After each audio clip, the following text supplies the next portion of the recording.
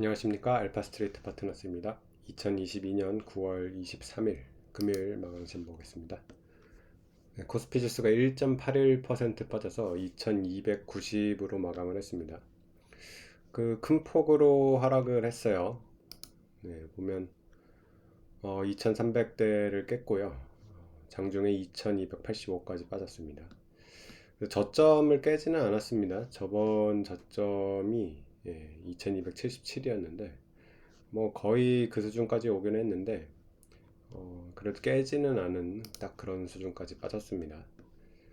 그 상대적으로 이렇게 낙폭이 컸는데 미국 같은 경우는 지금 뭐 0.3% 빠졌었고요. 나스닥이 뭐 1.3% 빠지긴 했었는데 오늘 우리나라가 이렇게 많이 빠진 거는 조금 의아하긴 합니다. 근데 오늘 보면 조금 특이했던 게 이 채권 금리가 굉장히 가파르게 올랐어요. 예, 우리나라 10년물 같은 경우 이제 4.14%, 3년물이 4.16% 이렇게 돼서 4%대 그냥 완전히 안착을 해버렸거든요. 그래서 아무래도 이런 채권 쪽에 대해서 좀 쇼크가 있었던 것 같습니다.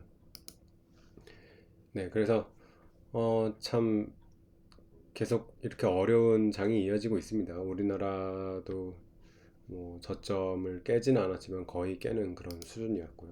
네. 그리고 오늘 또 보면 시가총액 상위 종목 중에서 그동안에 이제 좋았던 2차 전지가 좀 무너지는 그런 모습이 나왔어요. 에너지 솔루션이 5.7%가 빠졌고요. LG화학이 3.5% 이렇게 빠졌고요. 삼성 SDI도 3%대 이렇게 빠졌습니다. SK이노베이션은 6%대. 네. 그래서 상대적으로 최근에 계속 좋았는데 아무래도 지금 이런 주식 장 상황에서는 혼자서 이렇게 좋을 수가 없는 것 같습니다. 결국에는 이렇게 큰 폭으로 하락을 하면서 어느 정도 또 이렇게 밑으로 이제 키 맞추기를 해버리네요. 반면에 삼성전자 같은 경우는 워낙 많이 빠졌었기 때문에 지금은 또 이제 더 빠지지는 않는 그런 모습입니다. 오늘도 약간 플러스가 났고요. 0.18%. 그래서 뭐 54,000원대 이 정도 계속 이 정도에서 왔다 갔다 하고 있습니다. 그리고 또 네이버가 좀 올랐어요. 역시 낙폭과대죠. 이것도 워낙 많이 빠졌기 때문에 오늘 하루는 좀 반등이 나왔습니다. 1.9% 이렇게 올라가. 그래서 최근에 보면 많이 빠졌던 종목, 아주 많이 빠졌던 종목인 삼성전자, 네이버 같은 게 조금 아주 살짝 반등을 했고요. 그 다음에 주도주였던 이런 2차 전지가 크게 하락을 했습니다. 결국에는 이렇게 밑으로 이제 키 맞추기가 되고 있는 그런 모습이에요. 그래서 전체적으로 이제 지수 레벨이 계속 낮아지고 있습니다. 오늘은 그리고 또 특이한 점이 하나가 이제 금융주가 그나마 좀 올랐어요. KB가 올랐고 신한도 2.5%, 하나금융주도 2.6% 이렇게 올랐습니다. 뭐 아무래도 금리가 이렇게 올라가는 거는 은행주 입장에서는 사실 나쁘진 않습니다. 네, 은행 뭐 예대 마진이나 이런 거가 더 확대될 수 있고요. 네, 그래서 그렇긴 한데 근데 워낙 이제 경기의 영향도 받기 때문에 경기가 죽어버리면 은행주가 또 마냥 좋을 수도 는 없겠죠. 그래서 상대적으로 선방은 했지만 그렇다고 추세적으로 올라가기에는 힘든 그런 모습일 겁니다. 네, 지금 미국 뭐 선물 같은 경우는 보합 정도 살짝 빠지고 있습니다. 미국이 간밤에 뭐 장중에는 3만을 살짝 깨기도 했고요. 네, 미국도 지금 보면 저점을 거의 깨는 수준까지 근접해 있습니다. 29,700선 정도였는데요. 네, 거의 지금 이런 상황으로 와 있고요.